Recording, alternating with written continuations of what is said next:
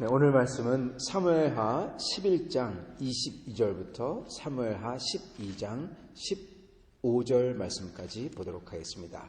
사무엘하 11장 22절부터 12장 15절 말씀입니다. 제가 받들도록 하겠습니다. 사무엘하 11장 22절부터 12장 15절 말씀. 전령이 가서 다윗에게 이르러 요압이 그를 보낸 모든 일을 다윗에게 아뢰어 이르되 그 사람들이 우리보다 우세하여 우리를 향하여 들러 나오므로 우리가 그들을 쳐서 성문 어기까지 미쳤더니 활 쏘는 자들이 성 위에서 왕의 부하들을 향하여 쏘매 왕의 부하 중 몇 사람이 죽고 왕의 종 햇사람 우리아도 죽었나이다 하니 다윗이 전령에게 이르되 너는 요압에게 이르같이 말하기를 이 일로 걱정하지 말라. 칼은 이 사람이나 저 사람이나 삼키느니라. 그 성을 향하여 더욱 힘써 싸워 함락시키라 하여 너는 그를 담대하게 하라 하니라. 우리아의 아내는 그 남편 우리아가 죽었음을 듣고 그의 남편을 위하여 소리내어 우니라. 그 장례를 마침에 다윗이 사람을 보내 그를 왕궁으로 데려오니 그가 그의 아내가 되어 그에게 아들을 낳으니라. 다윗이 행한 그 일이 여호와 보시기에 악하였더라. 여호와께서 나단을 다윗에게 보내시니 그가 다윗에게 가서 그에게 이르되 한 성읍에 두 사람이 있는데 한 사람은 부하고 한 사람은 가난하니 그 부한 사람은 양과 소가 심히 많으나 가난한 사람은 아무것도 없고 자기가 사서 기르는 작은 암양 새끼 한 마리뿐이라. 그 암양 새끼는 그와 그의 자식과 함께 자라며 그가 먹는 것을 먹으며 그의 잔으로 마시며 그의 품에 누움으로 그에게는 딸처럼 되었거늘 어떤 행인이 그 부자에게 오매 부자가 자기에게 온 행인을 위하여 자기의 양과 소를 아껴 잡지 아니하고 가난한 사람의 양 새끼를 뺏어다가 자기에게 온 사람을 위하여 잡았나이다 하니 다윗이 그 사람으로 말미암아 노하여 나단에게 이르되 여호와의 살아계심을 두고 맹세하노니 이 일을 행한 그 사람은 마땅히 죽을지라. 그가 불쌍히 여기지 아니하고 이런 일을 행하였으니 그 양새끼를 4배나 갚아줘야 하리라 한지라. 나단이 다윗에게 이르되 당신이 그 사람이라. 이스라엘의 하나님 여호와께서 이와 같이 이르시기를 내가 너를 이스라엘 왕으로 기름 붓기 위해서 너를 사울의 손에서 구원하고 네 주인의 집을 네게 주고 네 주인의 아내들을 네 품에 두고 이스라엘과 유다 족속을 네게 맡겼느니라. 만일 그게 부족하였을 것 같으면 내가 네게 이것저것을 더 줬으리라. 그러한데 어찌하여 네가 여호와의 말씀을 업신여기고 나보기에 악을 행하였느냐. 네가 칼로 햇사람 우리아를 치되 암몬 자손의 칼로 죽이고 그의 아내를 뺏어 네 아내로 삼았도다. 이제 네가 나를 업신여기고 햇사람 우리아의 아내를 빼앗아 네 아내로 삼았은즉 칼이 네 집에서 영원토록 떠나지 아니하리라 하셨고 여호와께서 또 이와 같이 이르시기를 보라 내가 너와 네 집에 재앙을 일으키고 내가 네 눈앞에서 네 아내를 빼앗아 네 이웃들에게 주리니 그 사람들이 네 아내들과 더불어 백주에 동침하리라. 너는 은밀히 행하였으나 나는 온 이스라엘 앞에서 백주의 이 일을 행하리라 하셨나이다 하니 다윗이 나단에게 이르되 내가 여호와께 죄를 범하였노라 하매 나단이 다윗에게 말하되 여호와께서는 당신의 죄를 사하셨나니 당신이 죽지 아니하려니와 이 일로 말미암아 여호와의 원수가 크게 비방할 거리를 얻게 하였으니 당신이 낳은 아이가 반드시 죽으리이다 하고 나단이 자기 집으로 돌아가니라. 아멘. 네. 오늘 말씀은 다윗의 완전 범죄입니다. 다윗의 완전 범죄. 오늘 다윗이 한 범죄를 어제 같이 살펴봤는데요. 사실 어제 다 커버하지 아니한 게 있습니다. 다윗의 범죄가 얼마나 극악무도한지 모릅니다. 성경에 나온 범죄 중에서 이후로도 나올 범죄도 다 포함해서요.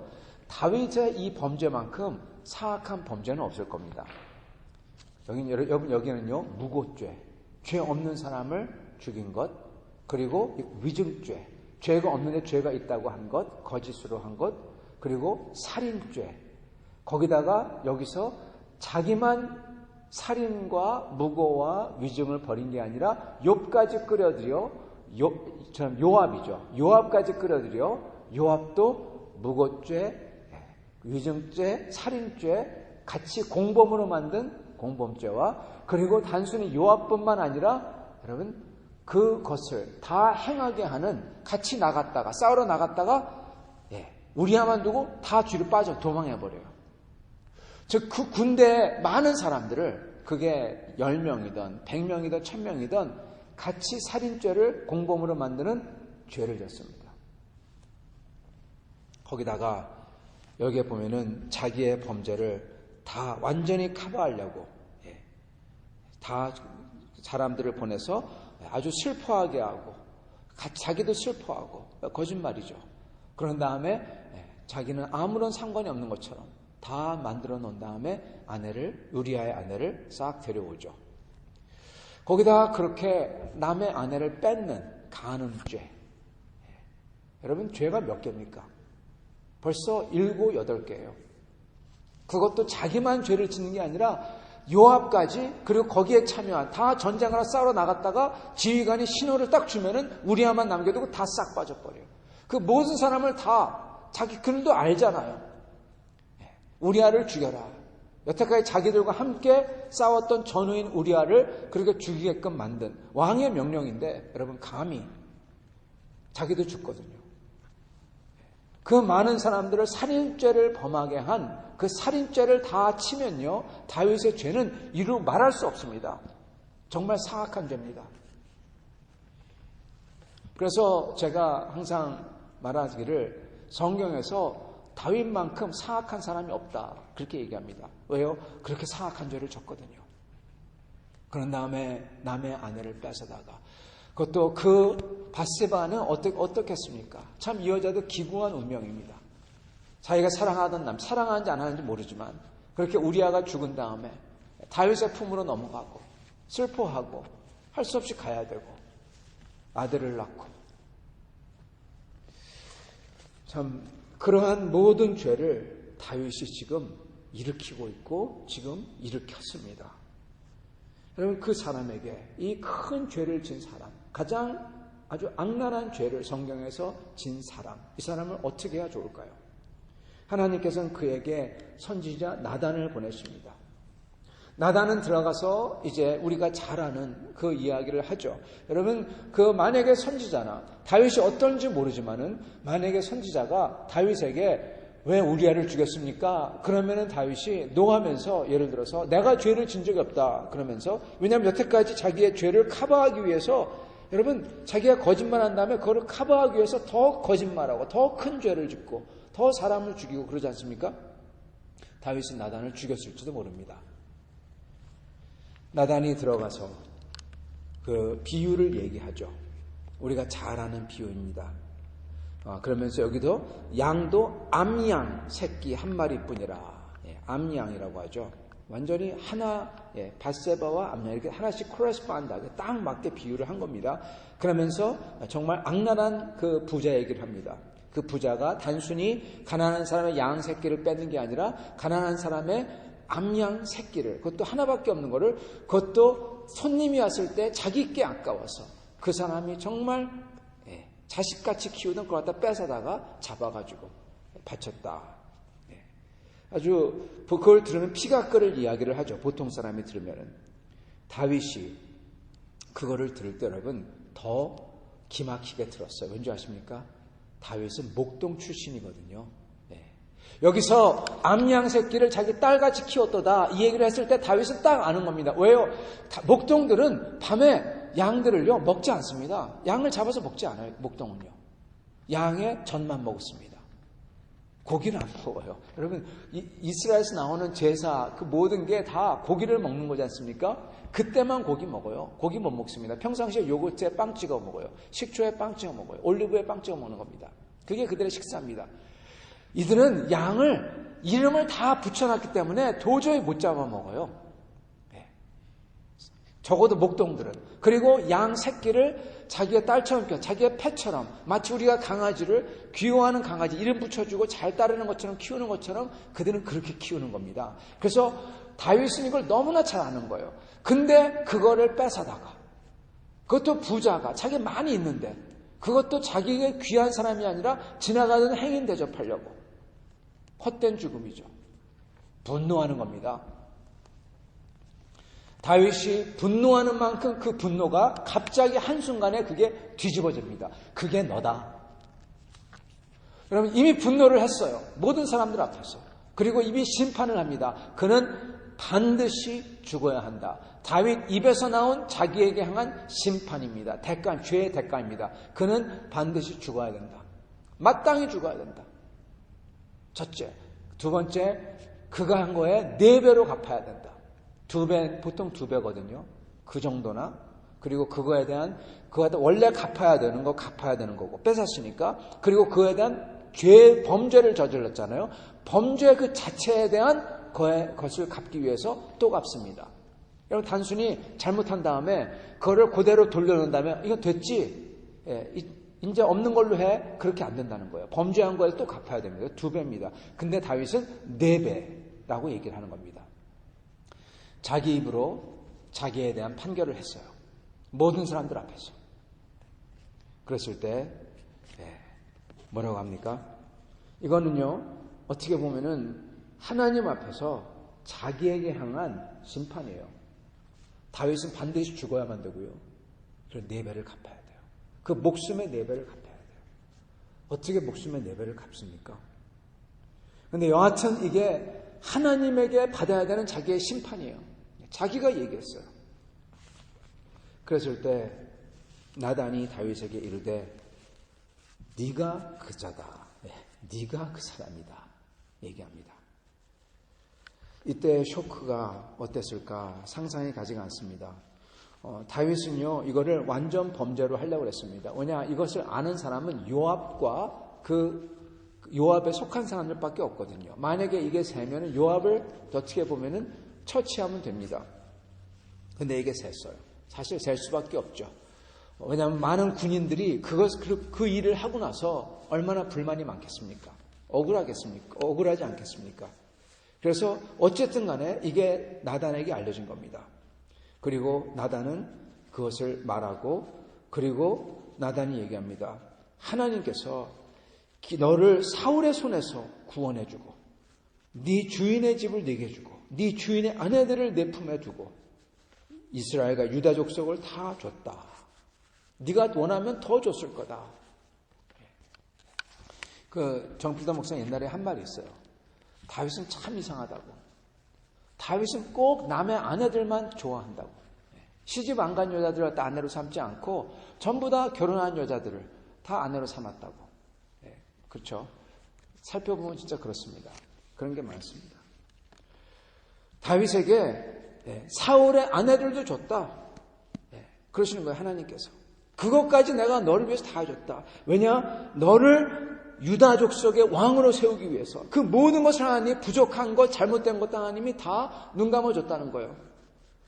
왜냐하면 그게 직접적인 죄가 아니기 때문에. 그런데 이것은 즉 하나님을 속이고 제가 말씀드렸던 그 8가지 죄를 짓는 것, 무고죄, 의정죄, 살인죄, 그리고 그 나머지 모든 것을 짓는 것, 이것은 하나님의 법을 완전히 다 깨고 이것을 하나님을 업신여기는 거다. 하나님이 살아계셔서 보고 있는데 하나님이 마치 그러지 아니하는 것처럼 나를 업신여기고, 그리고 햇사람 우리아의 아내를 뺏어 가는 죄죠. 네 아내로 삼았음즉 살인죄까지 더해서 칼이 내 집에서 영원토록 떠나지 아니하리라. 하나님의 심판을 말씀하십니다. 하나님은 놀랍게도 그 하나님의 택한 사람 다윗, 예수님의 모형인 다윗에게도 하나님은 예외 없이 심판을 적용하세요. 그리고 그 심판은 영원토록 네 집에서 칼이 떠나지 아니한다. 무시무시한 거죠. 그런 다음에 하나님이 그거 더하십니다. 눈에는 눈, 이에는 이. 하나님은 여러분 원래 법은요 이렇습니다. 눈에는 눈, 이에는 이예요. 어떻게 되냐? 네 아내를 뺏어 다른 사람들에게 주겠다. 백주에 이걸 하겠다. 합니다. 너는 은밀히 했으나 나는 백주에 하겠다. 그리고 이 일은 그대로 일어납니다. 자기의 아들 압살롬의 난. 그때 압살롬이 자기의 후궁들을 다 사람들이 보는 앞에서 취하죠. 일부러 그렇게 하죠. 그리고 압살롬이 왕자들을 죽이고 다윗이 압살롬을 자기 아들을 죽여야 됐고 나중에 보면은 솔로몬과 또한 그 아들 여호니다가 서로 솔로몬이 여호니다를 죽이죠. 왕의 찬탈을 위해서. 그래서 칼이 그 집에 있습니다. 여러분 이러한 모습 이렇게 했을 때 하나님께서 은밀히 했으나 백주에 갚는다.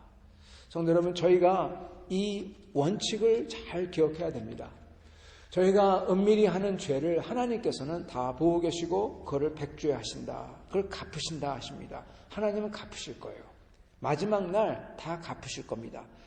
그런데 다윗이 나단에게 이르되 내가 여호와께 죄를 범했노라. 딱 한마디 합니다. 더 이상하게 그러나 어쩌고저쩌고 하지도 않고 핑계대지도 않고 그리고 부인하지도 않고 그냥 다윗이 할 수 있는 거는 그냥 그 자리에서 무너질 수밖에 없죠. 내가 여호와 앞에서 하나님께 죄를 행했다. 시인하는 거예요. 고백하는 겁니다. 그랬을 때 하나님께서는 은혜를 주십니다. 사실 여러분 나단을 보낸 것 자체가요 은혜입니다. 왜요? 회개할 수 있는 기회를 주셨으니까. 비록 다른 사람들 앞에서 신하들 앞에서 창피하고 그런 거지만은 이미 그게 다 드러났어요. 더 이상 창피할 수가 없습니다. 더 이상 커버할 수가 없어요. 다 드러났잖아요. 다 알잖아요. 그렇기 때문에 다윗은 거기서 해결합니다. 하나님께서 그 은혜를 주세요. 그런 다음에 하나님께서 뭐라고 하시냐? 여호와께서도 당신의 죄를 사하셨나니 당신이 죽지 아니하려니와. 하나님께서는 다윗이 그 심판, 하나님께서 원하시는 눈에는 눈, 이에는 이, 반드시 하나님의 그것을 한 것을 그대로 갚으신 하나님의 공의, 이것을 안 하는 것 같아요. 마치 그러면서 하나님께서는 네 죄를 사했다. 너는 죽지 아니한다. 그런데 뭐라고 하냐? 14절에 당신이 낳은 아이가 대신 죽으리라. 당신의 아들이 죽는다고 합니다. 왜요? 눈에는 눈, 이에는 이거든요. 죽였으면 반드시 죽어야 돼요. 살인하면요 반드시 사형에 처해야 됩니다. 여러분 그게 원칙이에요. 죽였으면은 너도 죽어야 돼. 네가 죽지 않는 대신 네 아이가 죽는다. 근데요 왜 아이가 죽을까? 이해가 안 됩니다. 이것도 하나님께서 이상한 공의가 아닌데 근데 하나님께서 14절에 이 말씀을 하세요. 이 일로 말미암아 여호와의 원수가 크게 비방할 거리를 얻게 하였으니 그것 때문에 당신이 낳은 아이가 반드시 죽으리라. 좀 말이 안 되는 겁니다. 원수가 크게 비방할 거리를 얻게 했으니까 다윗 대신에 네 아들이 죽는다. 말이 안 되잖아요. 여러분 여기서 원수가 누굴까요? 우리는 흔히 다윗의 원수들, 블레셋 사람들이 조롱하고 저것 봐라. 다윗의 그 정치적인 원수들, 정적들이 조종할 거다. 비방할 거리를 얻었다. 이렇게 생각합니다. 근데 여러분 그럴 수도 있어요. 근데 여기서 나오는 뜻은 항상 다윗에게 주셨던 모든 뜻은 그렇듯이 이중성을 띱니다. 다윗에게 그리고 영원한 하나님의 나라와 영원한 하나님의 백성에게 그리고 그리스도에게. 여러분 여기 나오는 원수는요 욥기에 나왔던 원수입니다. 그게 누굽니까? 사단 마귀입니다. 하나님께서는 수수께끼 같은 말, 이 일로 말미암아 여호와의 원수가 사단 마귀가 크게 비방할 수 있는 거리를 얻게 했다. 여러분 다윗은요 예수 그리스도의 모형입니다. 구세주의 모형이에요. 이스라엘이 어떻게 보면 지금 당장 구세주의 역할을 하는 사람입니다.